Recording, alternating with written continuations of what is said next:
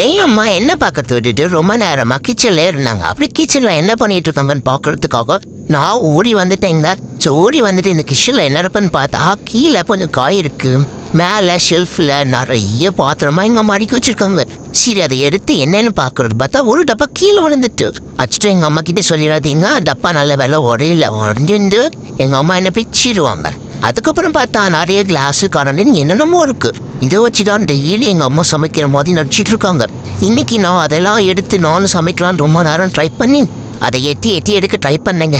So எவ்வளோ ரொம்ப நேரம் கஷ்டப்பட்டு இன்னொரு இது வரவே மாட்டேங்கன்னு பார்த்தா அப்புறமா ஒரு வழியா வந்துருச்சுங்க. வந்து ஒரு கரண்டியா எடுக்கலான்னு பார்த்தீங்க. பார்த்தா கரண்டி வெயிட்டு தாங்க முடியல, அரணை போத்துன்னு கீழே போட்டுட்டேங்க. ஸோ இந்த மாதிரி நானும் ஒரு பாத்திரமா இருந்து நான் பார்த்துக்கிட்டே இருந்தேன். ஏன்னா டெய்லி எங்கள் அம்மா இந்த பாத்திரத்தை உருட்டி நான் ஏதோ வேலை பண்ணிட்டு நாள் ஃபுல்லாக கிச்சன்லேயே கிடக்குறாங்க. எல்லாம் கூட கவனிக்கிறது இல்லைங்க. அது எப்படி இனிமேல் எப்படி என்ன பண்ணுறாங்கன்ட்டு நானும் கிளாஸ் எடுத்தேன், டப்பா எடுத்தேன். நிறைய விதவிதமாக வச்சுருந்தாங்க. எனக்கு வாங்கி கொடுத்த விளையாட்டு ஜாமான் விட இங்கே சமைக்கிறதுக்கு வச்சிருக்க ஜாமான் வந்து நிறைய இருக்கு. சரி ஒன்று எடுத்து பார்ப்போன்னு பார்த்தா எங்கள் அம்மா என் கை கெட்டாத தூரத்தில் வச்சுருக்காங்க. ஸோ இதெல்லாம் எடுக்கிறதுக்காக நான் வந்து விடாமுயற்சியுடன் போராடி ஒரு டப்பா கிளாஸு கரண்டி எல்லாத்தையும் எடுத்து போட்டு நானும் உட்காந்து எங்கள் அம்மாவுக்கு ஹெல்ப் பண்ணுறேன்னு நினச்சி பண்ணிட்டு இருந்தேங்க. ஆனால் நான் இதெல்லாம் பண்ணுறத வந்து எங்கள் அம்மா எனக்கே தெரியாமல் காணொலி எழுத்து உங்களுக்கெல்லாம் காட்ட போகிறாங்க. ஸோ நீங்கள் மறக்காமல் இந்த காணொலியெல்லாம் பார்த்துட்டு எனக்காக ஒரு லைக்கு கமெண்ட் பண்ணிடுங்க.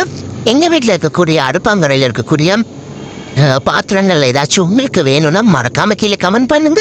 ஸோ உங்களுக்காக எங்கள் அம்மா கிட்ட பேசிட்டு நான் அதை வந்து உங்களுக்காக கொரியர் அனுப்புகிறேன். ஸோ பார்த்தீங்களா நிறைய குட்டி ஐட்டமாக வச்சுருக்காங்க. இதெல்லாம் எனக்கு விளாட்றதுக்கே கரெக்டாக இருக்கும். எப்படி எங்கள் அம்மா எல்லாம் சமைக்க போகிறாங்கன்னே தெரிலங்க. ஒன்றுன்னே எடுத்து நானும் விளாட்றதுக்கு ரொம்ப ட்ரை பண்ணேன். அப்புறமா இந்த பாத்திரத்தோட விளையாடி போடிச்சிட்டு இந்த பக்கம் பார்த்தா எங்கள் அம்மா தக்காளி பழம் குவிச்சு வச்சுருக்காங்க. என்னடான்னு பார்த்தா ரோட்டில் வந்து 5 கிலோ தக்காளி 100 ரூபாய்க்கு வந்துச்சுன்னு எங்கள் அம்மா லம்பா அள்ளிட்டு வந்துட்டாங்க. ஆனால் 5 கிலோ வாங்கியிருக்காங்கன்னு பேர். ஒரு தக்காளியே நல்லா இல்லைங்க. அந்த தக்காளி எது நல்லா இல்லைன்னு பார்க்குறதுக்காக நம்ம தக்காளியை நோக்கி போயிட்டோம். ஸோ தக்காளியில் இருக்க ஒரு தக்காளியை எடுத்து தட்டி பார்த்தேன், பெருக்கி பார்த்தேன், சாப்பிட்டு பார்த்தேன். பட் எங்கள் அம்மா வந்துட்டு வந்து தக்காளி 5 கிலோ தக்காளியில் 3/4 கிலோ இல்லைங்க 3 கிலோ தக்காளியுமே வேஸ்ட்டுங்க. எங்கள் அம்மாவுக்கு ஒன்றுமே பார்த்து வாங்க தெரியல. பார்த்தீங்க நீங்கள் பாருங்க, இந்த தக்காளி கீழே போட்டு தட்டுறேன், ஏதாச்சும் சத்தம் கேட்குறா? ஒன்றுமே கேட்க மாட்டேங்க. எங்கள் அம்மாவுக்கு ஒரு தக்காளி கூட ஒழுங்காகவே வாங்க தெரியல.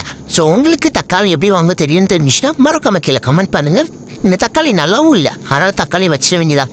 இதுதாம்மா நீ வந்து இவ்வளோ நேரமாக இந்த பாத்திரத்தோடையும் இந்த காயோடையுமா கிச்சனில் கிடந்து வேலை செய்கிற அப்படின்ட்டு சுற்றி பார்த்தேங்க. இந்த பக்கம் இந்த காய் இருக்குது, அந்த பக்கம் ஃபுல்லாக தக்காளி இருக்குது, கூடவே இஞ்சி இருக்குது. ஆஹா தடி இது வேண்டாம், இது வந்து உழைக்கும். ஆனாலும் அந்த இஞ்சி அப்படியே வச்சுட்டு என்னம்மா கிச்சனை சுற்றி இதான் வேலை பார்த்துட்டு இருக்கியா அப்படின்னு எங்கள் அம்மா கிட்டே கேள்வி கேட்டு அவ்வளோதாங்க.